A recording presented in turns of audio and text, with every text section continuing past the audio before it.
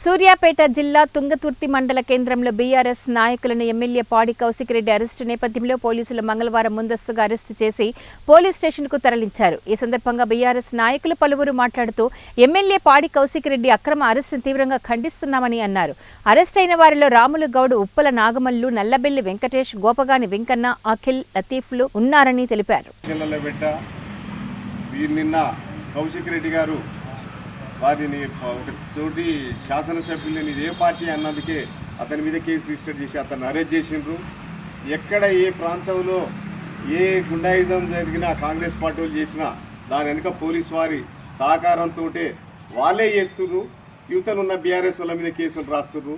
గతంలో మా తిరుమలగిరిలో కానీ భువనగిరిలో కానీ నిన్న కౌశిక్ రెడ్డి కానీ ప్రతి జిల్లాలో ఏదో ఒక దగ్గర ఈ పోలీసుల దౌర్జన్యం ద్వారా సహకారంతో కాంగ్రెస్ గుండాలు ఈ దౌర్జన్యం చేస్తున్నారు. ప్రజలు గ్రహిస్తున్నారు. అతను చేస్తున్న 6 గ్యారంటీలను అమలుపరచలేక ప్రజలను పక్కదోవ పట్టిస్తేందుకు ఇలాంటి కార్యక్రమాలు చేస్తున్నారు రేవంత్